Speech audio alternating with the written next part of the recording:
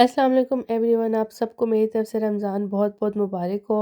इस दफ़ा रमज़ान सर्दियों में आया है और विंटर टाइम जो होता है 1 घंटा घड़ी पीछे नहीं हुई, मतलब वही जो विंटर टाइम है उसी में आया है। जर्मनी में 30 मार्च के बाद जो है वो समर टाइम स्टार्ट हो जाता है, यानी घंटा घड़ी पीछे हो जाती है। पाकिस्तान से फिर 3 आवर्स का डिफरेंस हो जाता है, अभी 4 आवर्स का डिफरेंस है। इस दफ़ा सर्दी भी अच्छी खासी है, लाइक अभी आज का टेम्परेचर -4 है। आज पहली अफ्तारी है हमारे नए घर में माशाल्लाह से, तो मैं कह रही थी कि चलो थोड़ा सा एहतमाम करते हैं। दही भल्ले और फ्रूट चाट और जो जूस होता है वो तो हमारे डेली बेसिस का होता है रमज़ान का। इवन माशाल्लाह से जब अम्मी के घर भी यही सीन था और मेरी सास के घर भी यही सीन था। कुछ चीज़ें जो है वो डेली बेसिस की होती थी और बाकी हो ना हो डज़न्ट मैटर। तो मैं आज बना रही हूँ समोसे, पकोड़े, दही भल्ले, फ्रूट चाट और चिकन का सालन। अच्छा, ये जो है ना समोसे मुझसे नहीं बनते समोसे। कुछ चीज़ें हैं जो मैं बना लेती हूँ, मैं अपनी कुकिंग शेयर करती रहती हूँ अपने व्लॉग्स में।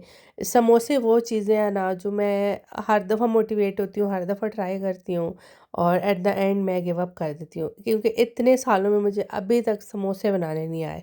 पट्टी बहुत अच्छी बना लेती हूँ मैं, उसका टेस्ट बहुत अच्छा होता है, क्रिस्पी, यम्मी। और जो बैटर होता है वो भी अच्छा बना लेती हूँ। मुझसे शेप नहीं बनती है समोसे की। समोसे की पट्टी मैंने रख के नीट करके उसको रख दिया है, कवर कर दिया। मैं दही भल्ले का बैटर बना रही हूँ, बेसन के ही दही भल्ले बनाती हूँ मैं। और मैं इस तरीके से बनाती हूँ, या तो दही भल्ले और चना चाट को मिक्स करके बना लेती हूँ, या सिंपल दही भल्ले बना लेती हूँ। तो मैं इस तरह से आलू, प्याज और टमाटर जो है वो फैला के रख देती हूँ। और भल्ले भी मैं ना डिफरेंट शेप्स, ऐसे ही रैंडम शेप्स बना के रख देती हूँ। उससे ये होता है कि कुछ जो है वो बड़ा हो जाता है और कुछ जो है वो फुल्की हो जाती है। दही के अंदर मैं जो भी मसाले होते हैं, मैंने यहाँ पे ज़ीरा, चाट मसाला और इमली की चटनी और हरी चटनी डाल दिया है और उसको अच्छे से उसका बैटर बना लिया है।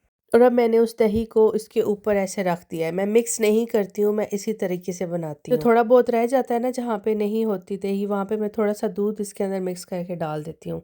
मैं दही भल्ले इसी तरह से बनाती हूँ। थोड़ी सी रेसिपी आगे पीछे करने से ना टेस्ट भी डिफरेंट हो जाता है। बस धनिया और पुदीना नहीं है मेरे पास, और वो पता नहीं हम गोश्त वाली मार्केट में जब जाएंगे तो ही आएगा। तो अभी जो मेरे पकौड़े और सब चीज़ें हैं ना वो सारा धनिया के बगैर है। एंड पे मैं थोड़े से अनार भी स्प्रिंकल करती हूँ, मुझे बहुत मज़े के लगते हैं अनार इस तरह दही भल्लों में। जूस साथ में आलू बुखारे का बना रही हूँ। आलू बुखारों को, ये बाबा फूड की रेसिपी है। और पहले इसको अच्छे से वॉश कर लेती हूँ मैं बेकिंग सोडा और सिरका डाल के।